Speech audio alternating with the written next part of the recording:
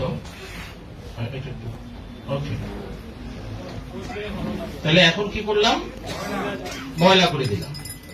আরেকটু দাও।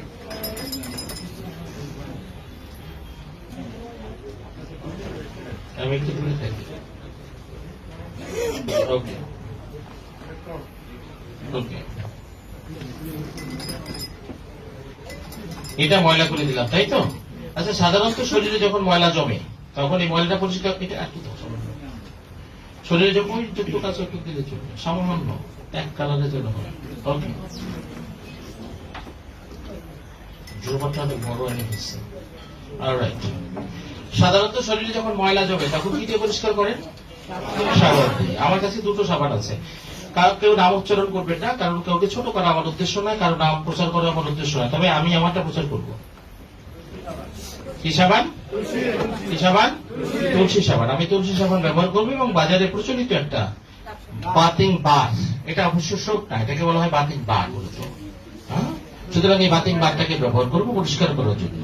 দেখি কি হয় বাথিং বার দিলে। হাত সাবধান, তাড়াহুড়ো করে না, রেহাত হাত সাবধান, পাতলা পাতলা করো যাতে তাড়াতাড়ি একটু মিশে যায়।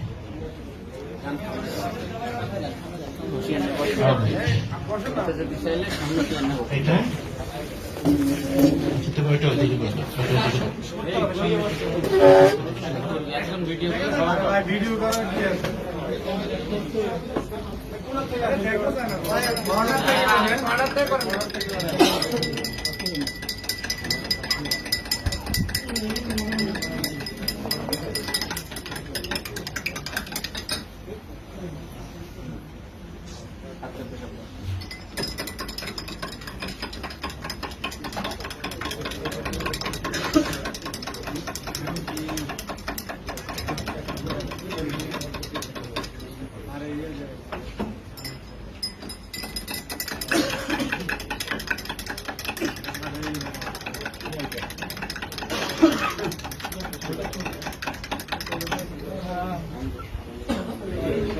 এটার মধ্যে কি ছিল মনে আছে?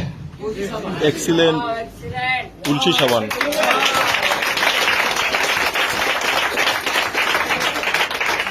এটা নাম উচ্চারণ করা দরকার নেই, এটা প্রচলিত বাজার থেকে কেনা একটা বাথিং বার, কাপ সাবান। না, নাম উচ্চারণ না করি। হ্যাঁ, বাথিং বার। আর একটু স্ট্রেনিং করি, দেখি কি জানে কতটুকু ক্লিয়ার হয়। এবার আমি রাহাতকে দুটো ধরতে অনুরোধ করছি।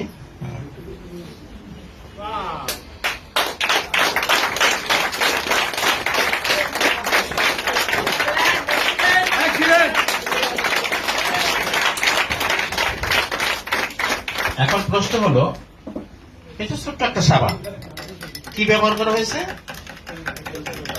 প্রধান ইনগ্রিডিয়েন্টস হচ্ছে তুলসী,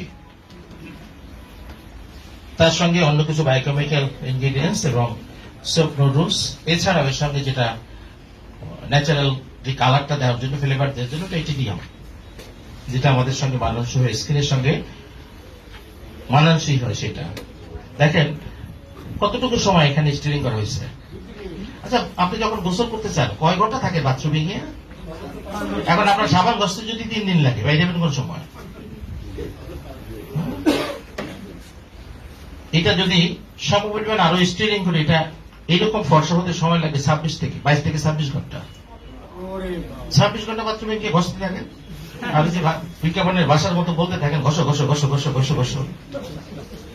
শুধুমাত্র একটা ছোট্ট সাবান কতখানি পাওয়ারফুল। এবার দেখেন পাওয়ারটা কোথায়। এই জিনিসটা ব্যবহার করা হয় কোথায় জানেন? হাসপাতালগুলোতে ব্যবহার করা হয় ড্রেসিং করার জন্য, কারণ এটা হচ্ছে অ্যান্টিব্যাকটেরিয়া, অ্যান্টিফাঙ্গাল, অ্যান্টিভাইরাস। এখন আমি যখন এখানে দিলাম সেটাকেও সে পরিষ্কার করে ফেলছে, তার মানে আমি নিঃসন্দেহে বলতে পারি এইটার ক্ষমতা আছে, ফাঙ্গাস বিরোধী ক্ষমতা আছে।